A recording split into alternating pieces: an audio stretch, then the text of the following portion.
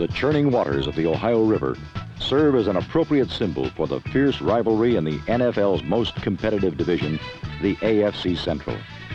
Last week, Cincinnati's Riverfront Stadium was the site where the frisky first-place Bengals tried to ward off the challenge of the surprising Cleveland Browns, merely a single game behind. The Bengals were wary of not only arch-rival Cleveland, but also Houston and Pittsburgh, both much in the race for division honors. The Cincinnati defense ranks first in the American Conference, but last week they had their hands full as Cleveland unleashed a tiger of its own. Irrepressible Greg Pruitt, running on an extremely sore sprained ankle, raced for 124 yards. Pruitt has been doubly dangerous this season because Cleveland has been using him on short passes and screens to exploit his speed. But against Cincinnati, even perfectly executed screens like this one failed to spring Pruitt loose because of great play by the Bengal linebackers. Reggie Williams stripped Pruitt's interference and allowed number 55, Jim LeClaire, to knife in from the side and make the tackle. Cleveland had many chances to score, but could not capitalize. Twice, they drove to the Bengals 7 and 11, and each time were denied. Once, on a 41-yard fumble by Pruitt and assorted other players.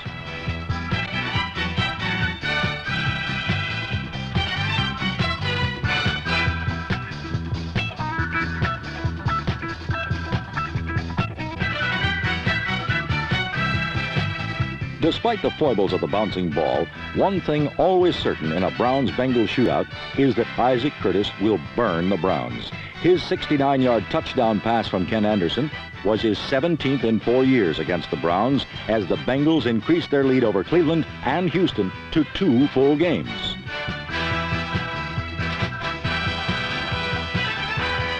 In Los Angeles, the Rams defense got them off to a rousing start against the Seattle Seahawks.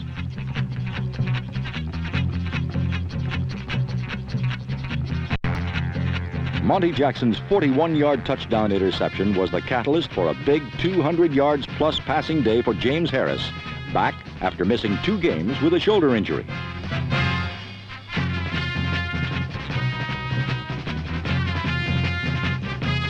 With the game ball tucked safely under his arm and bolstered by the knowledge that the 49ers had lost to the Cardinals, Harris relaxed and watched as Pat Hayden mopped up the expansion team by passing to Tom Gerdine for the Rams' 6th touchdown of the day.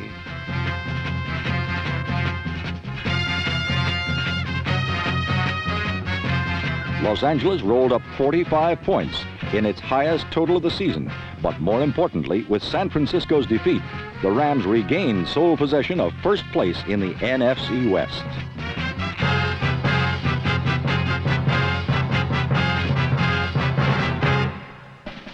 The New York Giants theme song was "What a Difference McVay Makes." As their new coach's loose and relaxed "football should be fun" philosophy was injected into practices all week long. But come Sunday, McVay didn't make any difference at all, as statue-like Craig Morton was sacked 6 times by the Philadelphia Eagles, possessor of one of the league's lesser defenses. The game's single touchdown was scored in the second quarter when Philadelphia's Mike Barilla passed 13 yards to Harold Carmichael. The only item of interest for Giant fans at the Meadowlands Stadium was the hard running of Doug Cotter, and one of the mysteries of the NFL season is why Bill Arnsparger and now John McVay continue to ignore New York's $6 million man. Larry Zonka was used mainly as a blocker for Cotter and carried the ball only 7 times all day. For the Eagles, it was a first shutout in 105 games and a 3rd victory of the season, 2 of them against the Giants. For New York, it was their first whitewash suffered since the days of Herbert Hoover and an 8th consecutive loss. Only John McKay's expansion Buccaneers can match the futility of John McVay's Giants, once the proud flagship team in the NFL.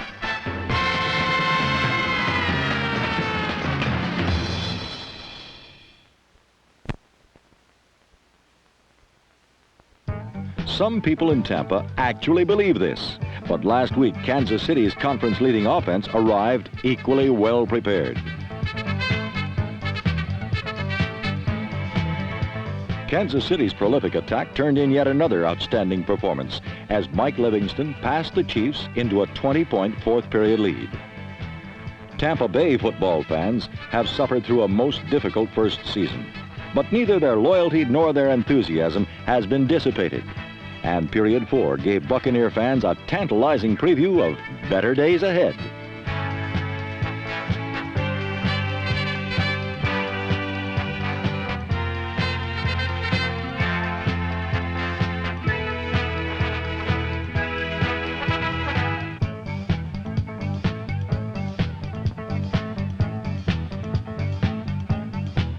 Trailing by 20, Steve Spurrier directed his Florida Pirates to 3 fourth-quarter touchdowns, including this one to the coach's son, J.K. McKay.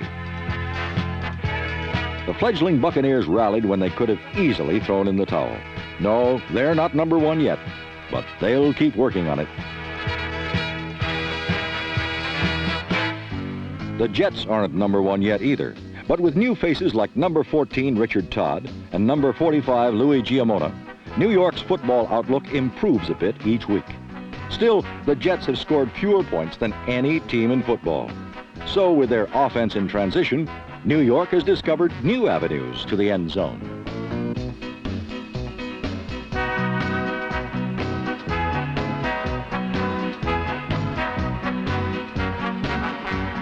Last Sunday, for the second time this season, the Jets beat the Bills. But from here on in, for both teams, it's all uphill. Elsewhere in the AFC East, the Dolphins scored only a single touchdown against the tough young New England Patriots. But Bob Greasy's 16-yard hookup with tight end Jim Mandich proved quite enough. At the bottom of the screen, number 81, Russ Francis, knew he'd committed a no-no on this play, but quarterback Steve Grogan and wide receiver Marlon Briscoe didn't.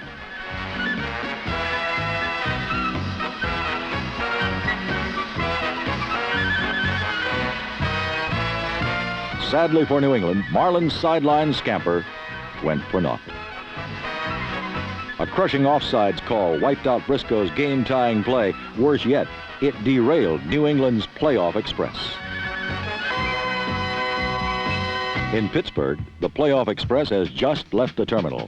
Last week, Steeler fans held a grandstand prayer service, during which they asked the spirit of misfortune to intervene where necessary to preserve Pittsburgh's win streak.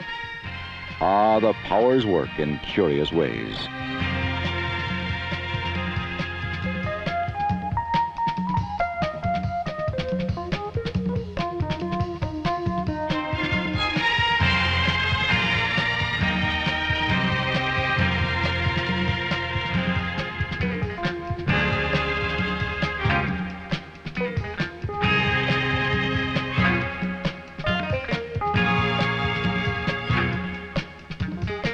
While somebody out there kept pulling cosmic strings, down here for the Chargers, the football had no handle.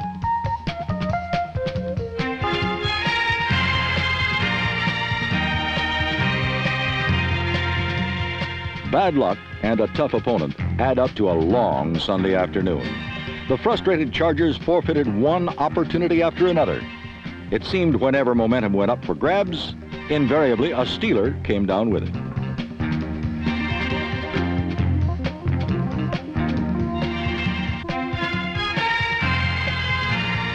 Still, the Chargers trailed by a mere 3 points as period 4 began. Time now for Pittsburgh to unveil the latest in ball control wizardry.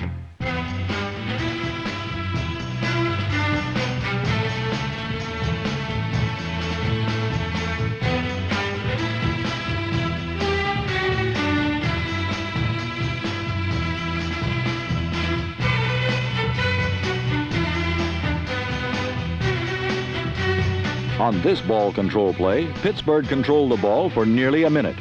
But the world champs soon got serious, and points soon went up on the board.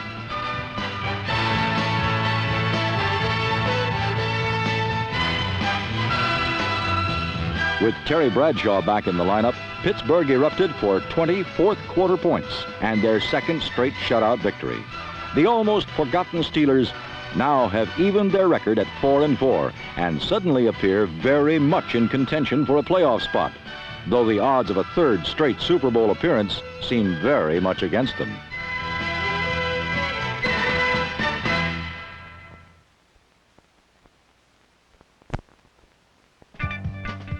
3 weeks ago, Hank Stram's New Orleans Saints defeated the Atlanta Falcons 30-0.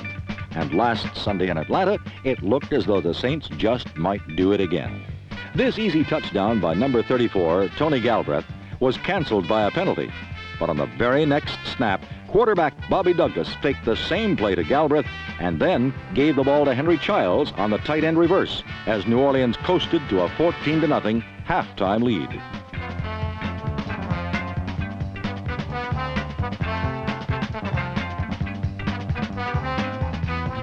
In the second half, number 16, Scott Hunter, took over for Atlanta and connected on 10 of 11 passes, 2 of them for touchdowns.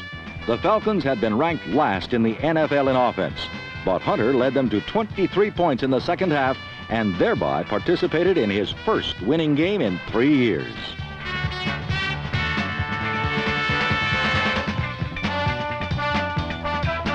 For Bobby Douglas and the Saints, it was a painful reprisal because the fans always want to know who won this week, not 3 weeks ago.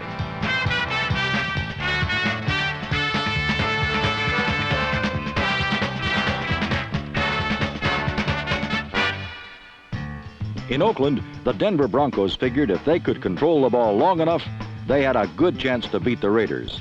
And up to a point, they were right, because after 3 quarters, the game was tied at 6.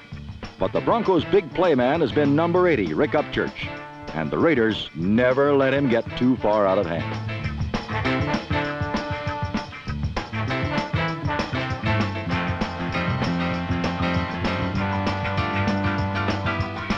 Denver never did score a touchdown, partly because number 10, Steve Ramsey, spent a good part of the afternoon on his back. In fact, Oakland's blitzing defenses accounted for the staggering total of 10 sacks, and at times, it seemed pointless for Ramsey to even try to get up.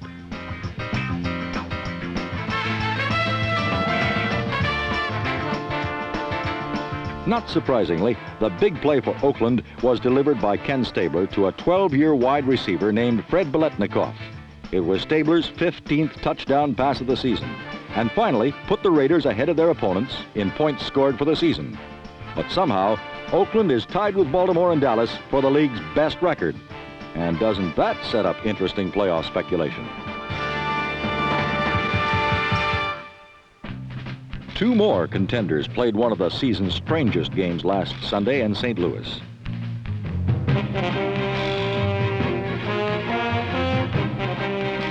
The 49ers goof gave the Cardinals the ball inside the 10, and as San Francisco coach Monty Clark said later, that was the game right there.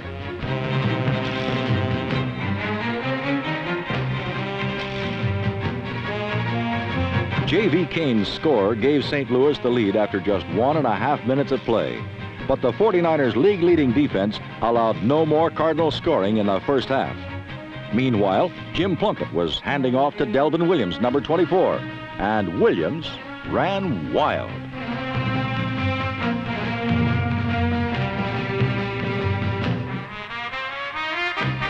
Del Williams rushed for 194 yards and the 2 touchdowns, which put the 49ers ahead at the half, 13-7. In the second half, the NFL's best pass protectors gave Jim Hart the time he needed.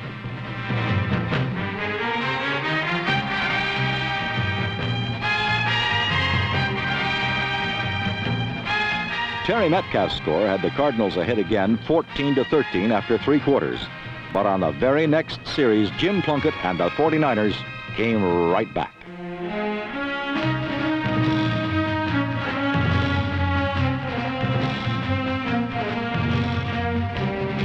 Newly acquired Jim Lash, number 87, made the big play.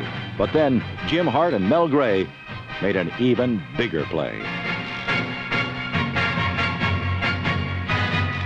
Mel Gray's 77-yarder meant sudden death overtime, which belonged exclusively to the Cardinals' sometime forgotten fullback, Jim Otis.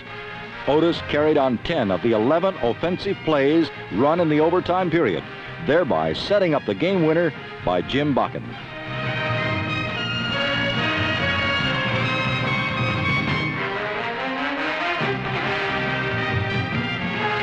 For the Cardinals, who had lost in Washington 6 nights earlier, it was an important victory. because it put them one game ahead of the Redskins and just one game behind the Cowboys in the torrid NFC East.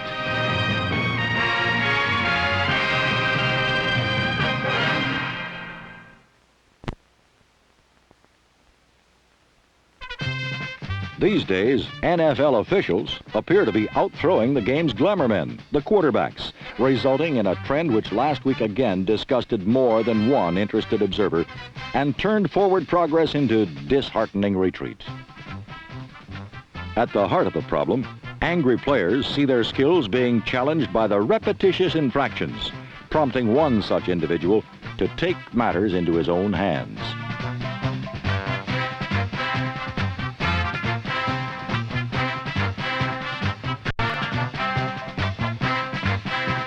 Detroit's Charlie Sanders' solution was really very simple.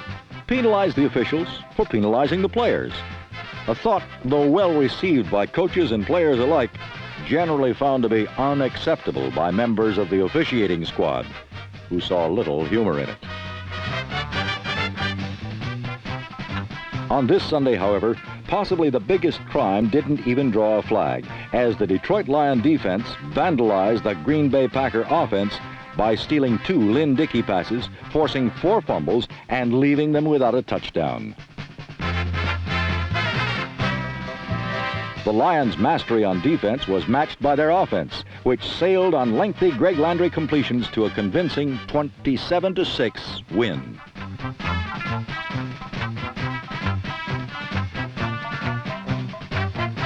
Offense combined with defense to produce Detroit's blueprint for victory, and it was a similar plan which enabled Dallas to construct a triumph over arch-rival Washington.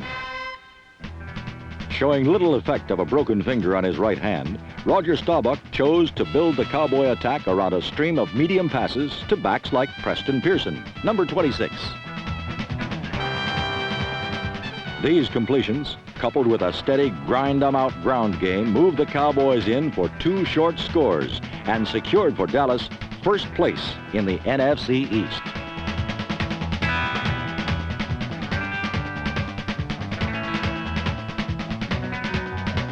Though seldom in it, Washington did manage 1 score on a Joe Theismann to Roy Jefferson connection.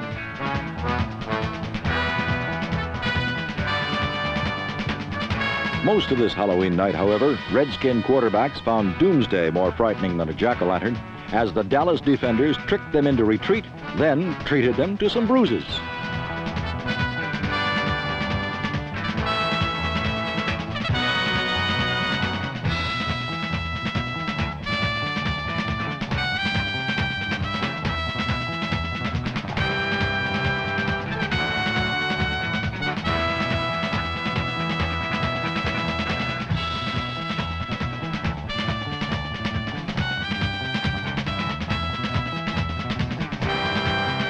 Dallas claimed victory 20-7 by placing a swift and sudden halt to Redskin passers and runners alike, in effect, by stopping the entire team. But in Chicago, the Bears weren't as concerned about stopping the entire Viking attack, but rather sought to eliminate the one man who makes Minnesota's offense work. That one individual is the multi-talented Chuck Foreman, number 44. And with a purpose to their task, Chicago proved that if you can stop Foreman, the Vikings can be beaten.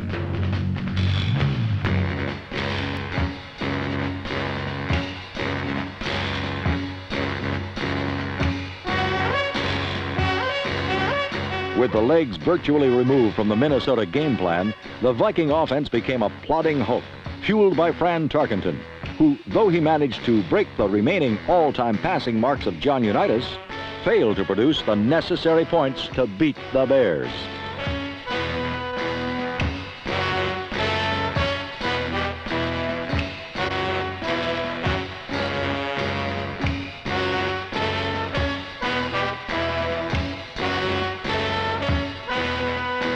Chicago's brilliance on defense was matched by Minnesota's Purple Gang defenders, who sent Bear quarterback Bob Avellini looking everywhere but the stands to search for an open receiver.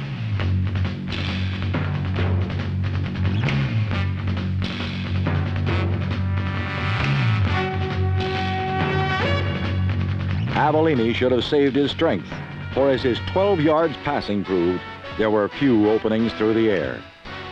But on the ground, Chicago found gaps good for 2 scores, one by number 34, Walter Payton, as the Bears eased past the Vikings 14-13. The NFC Central, once scoffed at for its lesser teams, suddenly has both the Bears and the Lions from which to draw credibility, as each pursue the Vikings in a race for a possible playoff slot.